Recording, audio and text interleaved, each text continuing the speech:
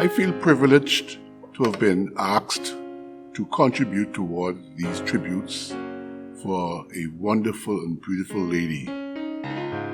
Elder Miriam Roker's life has been defined by her love of God and for God, and she has walked the path that He commanded that we do.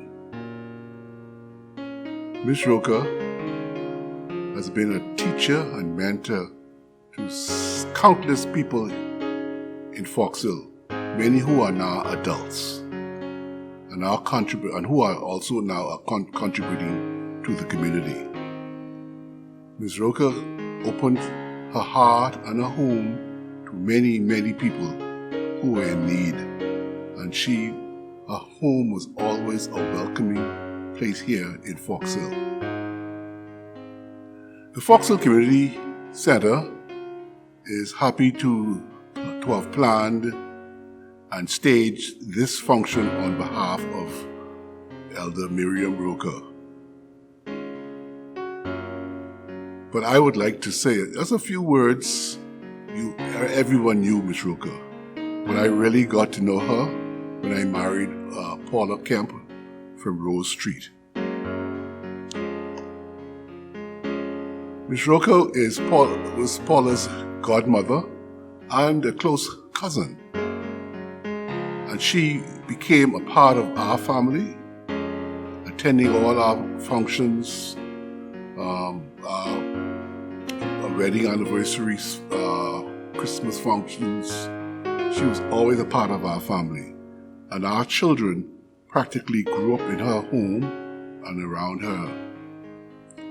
Ms. Roker has meant so much to me and my family, and I can attest personally to her angelic life. And I am so happy to have been asked to say these few words. I'm going to use some of my time by letting my daughters, who live in Canada, say a few words about their godmother. Hi, my name is Ria. And my name is Latara. We're sisters. So Goddy Miriam, as we affectionately call her, was our late mother's godmother. Our mother was Paula Tynes. So she was our mother's godmother, but they were also cousins on my mom's dad's side of the family. My mom always loved Goddy Miriam dearly. They were really close. They were always very close. And truly, she thought of her as a second mom, which is why I think she's always been like a grandmother to us. Yeah, you're absolutely right. She definitely was a grandmother to us, or Grammy to us. We spent almost every single day by her. After school, we would go by her. We spent entire summers by her, and during that time, she taught us so much. She taught us how to play the piano. I don't know if you remember that, Ria. She made sure that every night before we go to bed, we read the Bible, we sang together. She was just always there. So anyone that knows her knows that that was her. She was always someone that opened her doors for everyone and made you feel warm and welcome and loved. And that is something that she instilled in us and we utilize to this day. So we definitely spend lots of time by Goddy Miriam. After school, we'd be there doing our homework. She didn't ensure that we did our homework until our parents picked us up. And we spent so many of our summers by Goddy Miriam. And Goddy Miriam would make sure that we had to learn a Bible verse every day. I remember that. We made her famous cookies. Oh, yes. She taught us how to crochet. Yeah. But what I remember most about Goddy Miriam, what comes to mind the most, is just truly, she is one of the best human beings. She is the best human being I've ever known. Definitely. she is one of a kind. There will never be another Gaudy Miriam. There are lots of people who consider themselves Christians and people who give back and help the community, but what sets Gaudy Miriam apart is she lived and breathed it. She was always, her entire life was a service to her community. She lived her life, literally lived her life helping others. Being by our house so often, like we talked about during the summer and after school, it was not a surprise to find someone new staying with her for a period if somebody was, needed assistance. Her doors were literally always open. I don't know anyone like that who just completely opened their doors to just about anybody and was always willing to help. What we're saying now is literally just a glimpse of the wonderful person that the tip of the iceberg. Yeah, that she is. Because her generosity has no bounds. Even to this day, when we go and visit her, she would say things like, "Oh, I'm sorry, I don't know what I can give you." Like, yes. To this day, and we continuously say, like, Gaudy Miriam, like you've given enough. Yes, everyone should be serving her right now. It's your time to receive. She just has this ability to just put everything in perspective, which I think is why she helped me so much. She, of course, is going to quote some Bible verses. Yeah. But it's not just words coming from her. It's almost as if she can just read. It's a spirit, it's an energy, right? Yes. She knows what you need in that very moment, and she's able to say it. All I can say is God is alive and constantly surrounding her, and you feel it just every time you are in her presence. Yeah. She is amazing. I love her so very much. She is such a special person and a blessing to anyone who has had the pleasure of knowing her, to the Fox Hill community, to her church, Mount Carey, just everything. And that's pretty much all I have to say. Yes. And like we said, this is literally just a glimpse of how she touched our lives, and I'm sure anyone that knows her could feel the same way about her, but she definitely is a blessing. And I think while she is alive, like, I'm very happy that she's given her flowers, because she truly deserves it. And I think that I'm just grateful for her. She's truly an angel. Yes. Like people say those things, but I know, like, the conversations that I've had with her, I actually feel as though she is an angel. Not just words. Not just words. Like, she lived her life as an angel. I don't think that anyone can actually say anything negative about her, ever. And just one thing I thought of before we go is how she lived her life, but even beyond her life on this earth, on that sad day for us anyway, whenever that, hopefully no time soon, but she's even talked to us in great detail about wanting, even after she's gone, for her home to be a refuge to people in need. Yes. She said she wanted it to be either a children's home or a home for women. So I just the reason why I wanted to say it is, like, just so you can see the depths of her generosity. Yes. It literally has no bounds. Yes. Even when she's gone, like, that's her wish, actually. Yes. For her home to be one of, for people who are in need, people who need a place to stay there. Yeah, she's made it very clear. Very, very clear. So, thank you so much. Thank you. This is a happy occasion for me at my late age, and for my teacher, Miriam, to wish her a happy birthday for reaching the 100 years, century. I am 90 plus, and so by God's help, I hope to see that age also, and to be able to leave something as she has left for us. And as a matter of fact, she's not gone yet. She's still with us, Miriam Roker. Now, Miriam was my first teacher at Sunderland's school in Fox Hill. And I can remember she took pains and patience to teach me how to write. And I think my writing is still good because she taught me good in writing. And she was always kind. I felt that she was special, especially to me. Looking back now, she's good to everybody. Everyone loved Miriam Roker. She's kind. She had no brother, no sister. And Aunt Blanche, mommy, she sang in the choir at the church, Montclair Union Baptist Church. And she played a significant role among the girls. Girls' Day were big days in Montclair.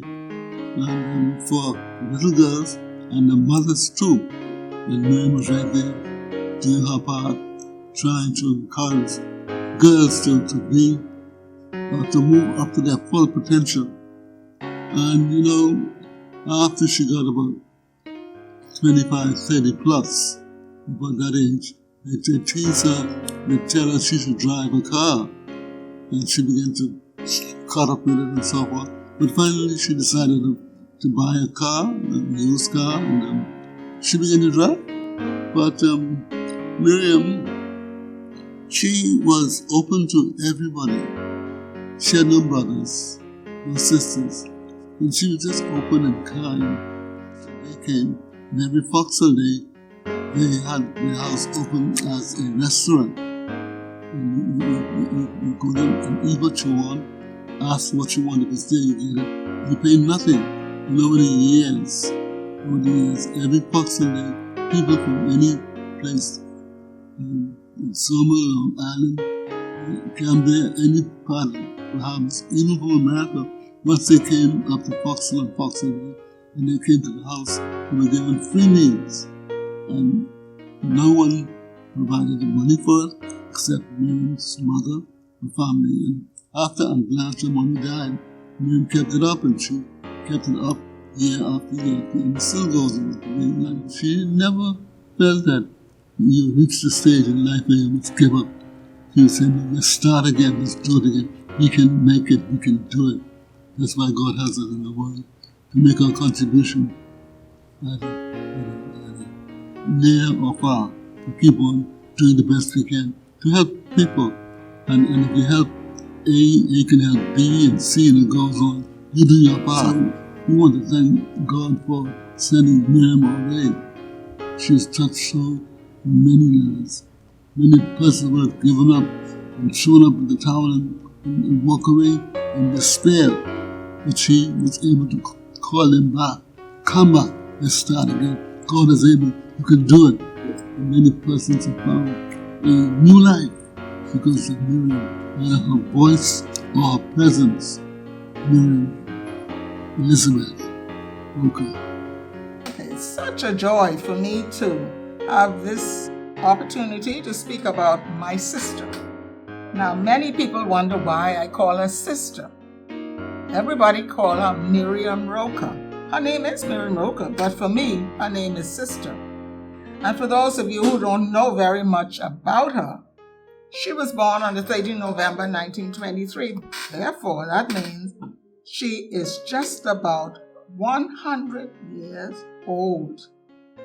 I thank God for her because knowing her, I came into Foxhole at age 4 when my mother died.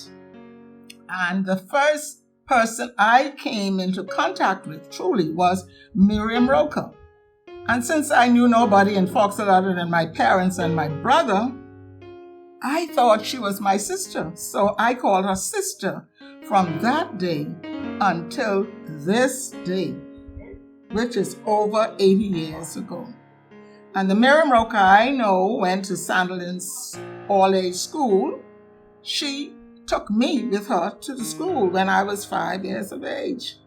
I walked with her to school. She took care of me lunchtime. I don't know what the orange strawberry drink was, but it was the best tasting drink in the world. And I had the opportunity to meet with her mother because her mother was alive, and they really live right near Foxhill Parade. Still their homestead, old homestead is still there. Her parents, Reuben and Blanche, as you all know, they've passed on. And Miriam Roker worked, when I understood and I realized what she was doing, she was working as a monitor in that same Sandlands all-age school where she took me. I can't ever forget Miriam Roker and Millicent Ferguson, another teacher who is deceased. They pinch me, they wring my ears, and I got my ears ring right in that all-age school, Sandlands all-age school, which still exists. And I ended up going to the government high school as a result of Miriam Roker, my sister, and Millicent Ferguson really pushing me to do the best I could. And then, of course, I went to the government high school, but Miriam Roker was still there for me. She still continued to encourage me. Then, of course, when her mom and her aunt died, she said to me one day, "I'm going to school." She refused to go to school until she made sure those old ladies were cared for. So she went to the American Baptist Theological Seminary. But the one good thing I must say about Miriam Roker, she has been a mother to many in Foxhill and out of the Foxhill area. And I pray, God, that many of them would think about it and realize that she's still alive. Just go there to her and say, "Miss Roker, we come to thank you for all you've done for us." I could never thank her enough. And the last thing I want to say about Miriam Roker, she was faithful in the church, faithful in the community. And she told me about one time she had to give a talk when she was at the Baptist Theological Seminary. She said when she prayed, she said, "Lord, help me live from day to day in such a self-forgetful way. And even when I kneel to pray, my prayer will be for others." Apart from that, she said her favorite verse was Psalm 16:1. "Preserve me, O Lord, for in thee I put my trust." She had a number of favorite songs. A few were, "My Jesus, I love thee, I know thou art mine." Then let all the people praise him. Then pleasant are thy courts above. And when we all get to heaven, that's one of her favorite songs. And if I have left out anything, one thing I must not leave out.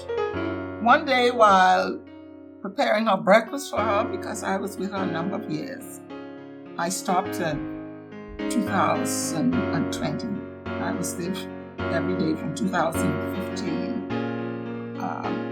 She said to me, "Sis, I don't want to be buried anywhere other than in Mount Carey's church. I want to be church there. That's the only church I know. Do not take me to another church. And I want my godchild, Irma, to sing as they bring my body in. And when I am leaving for the cemetery, for my final resting place, I want them to sing, 'When we all get to heaven, we will sing and shout the victory.'" Miriam Roker, sister, tongues cannot tell. I cannot explain how much I appreciate you, how I love you. But you know that. And I pray, God, that as the days and the weeks and the months and the years go by, whatever time the good Lord has given you to remain here, remain faithful, stay focused, and he will do the rest for you and for me. Love you, and I realized that as I got older, it was you who led me to bring me thus far. God bless you.